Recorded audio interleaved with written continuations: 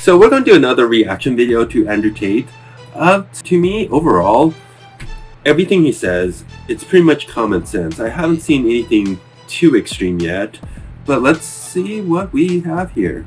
And also, if you could, hit the like and subscribe, and share with your friends. When I was young, my father said I should shave my hair off because he said, when you're a full-grown man, nobody cares what your hair looks like. They're going to care about the quality of man you are as an individual. They don't care what your hair looks like. They care if you're big and strong and rich and successful and interesting and charming and smart. So you don't need hair. Any man who really thinks they need hair to be attractive to females or to matter in the real world has no substance. Nobody looks at Tate and goes, he's pushing a Lamborghini. He makes $10 or $15 million a year. He's strong. He's a retired kickboxing world champion. His father was a chess master. All these beautiful women love him. But don't like his haircut. Nobody thinks that. Hair on this, like, nobody cares about hair.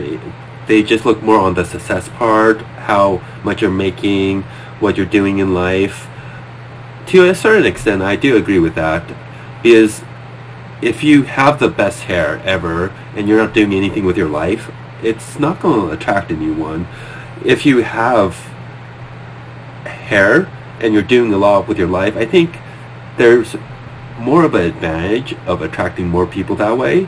But even if you don't have hair and you're successful, you're going to attract people regardless. It's because you're successful, you're reliable. If you're not reliable, you're not going to attract anyone. So to a certain extent, I do agree with this, but I think if you had hair and you're successful, people will be more attracted to you. Sooner or later, one of us is going to die. So my key to happiness is this. When you understand this reality, you can have a father, a mother, a wife, your children. Sooner or later, there's death involved on the human time scale. No one's immortal. When you understand this reality, you start to sit there, and what you should do is wake up each day with a sigh of relief. This is my key to happiness. I wake up, my brother's alive, people I love are still alive, I'm not dead. And that may sound a bit extreme, but there's a whole bunch of people out there who don't get that luxury. There are people out there who would do anything to have that feeling that I get each morning I wake up. And that relief sets the tone for my happiness. This one, he's pretty much saying that he's glad to wake up alive. His family, his brothers, everyone around him alive.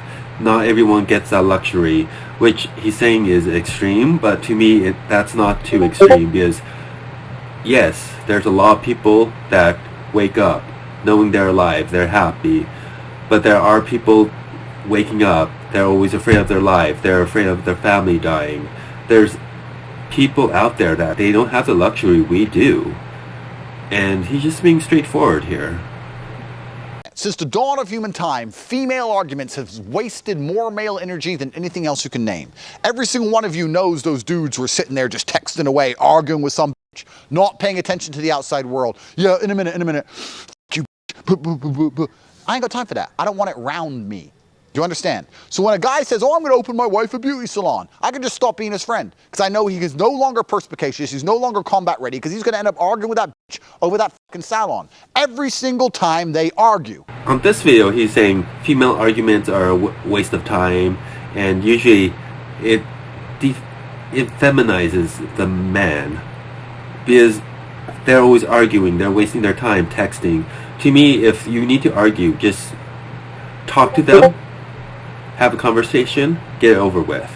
You can't just keep on texting back and forth. It's a waste of time. I've known people, even females, that they're always on their phones talking, arguing, and they're going to the bathroom to cry.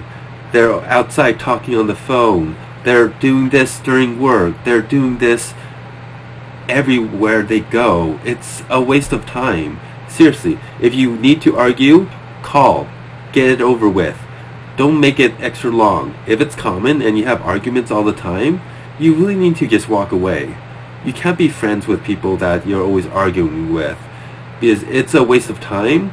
You could use that energy or that time to better suit yourself and improve yourself. And he's just being straightforward here. I have conversations with people who are far more ignorant and naive than I.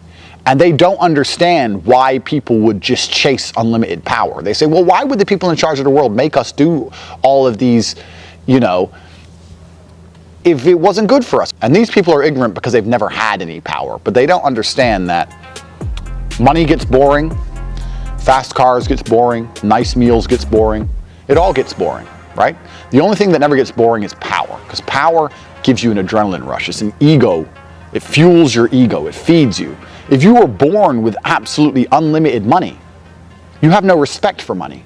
You've never sat there hungry. So of course you don't appreciate when you have food. Do you think the people who are born into the families that print the money are going to be happy with a Ferrari? They're uninterested in that. What they're interested in is being respected and revered and feared like God.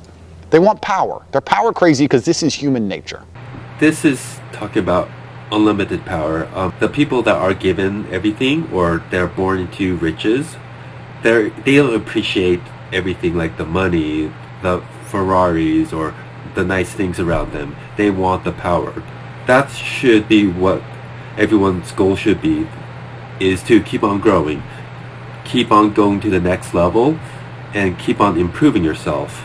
So this is more about people that want unlimited power, because the power gives you an ego boost, and he's telling you he's being straightforward. People want unlimited power. There's absolutely no advantage in life to looking at one of your disadvantages and accepting it as a massive disadvantage to the point where it detriments your mindset. I had a guy who came to me and said, Tate, you're a G, but I'm 5'4", and it's hard because girls don't like short guys. And I said, yeah, that's true. This is hard. And you're right. It is a disadvantage. He goes, what should I do? I said, do the exact same thing as if you were tall. Don't try and like walk around with your chest puffed out or nothing. But if you were 6'4" and you go up to a girl and you're only 5'4", go up to the girl, because you can't change it. There's no point in trying to imagine some scenario where it doesn't exist. Once things have become finalized, once it's binary, once it's 1 or 0, you are 5'4", and that is not going to change. You may as well stop seeing it as a disadvantage and just live your life as if you were the size you wanted to be. Yeah. And that's the best possible approach on the chessboard. Yeah. You have to look at life that way. You can look at the chessboard and say, my position's bad, but this is the best move. The best move is still to approach the chick. On this one, I fully agree. There are a lot of people looking at their disadvantage and they're harping on that issue. I'm too short. I can't do this. I don't have the ability to do this. You can look at life as a disadvantage. You need to just go out there, talk to that girl. You need to go out there. If it's a weakness, you could possibly work on it, improve on it. But if it's a physical issue, a physical thing that you can't change, well, there's a lot of stuff you can't change with plastic surgery. But for example, the height issue, you can't use that as a disadvantage. You need to use it and just go to up to that girl, talk to them, so you know if they're interested. If they're not, just move on. You can't just harp on it like, oh, I'm too short, she won't like me. You're wasting your time doing that. You just need to go and just do it and just get it over with. If that doesn't work, if that girl doesn't like you, go to the next girl. Find someone that's attracted to you. You need to look at this disadvantage as an advantage. Look at it as a detriment to your life. You need to move on. You need to make the best of it. Because if you think you're short and you can't get any girls because of that, it's going to become true. You're going to manifest that in your life. You need to just go out there, talk to those girls. Overall, Tate tells you how it is. He's being straightforward. He's telling you what's holding a lot of people back. And it's pretty much really straightforward. He's being really... You just need to go out there and experience life to your fullest. If you like stuff like this, I hope you hit the like and subscribe.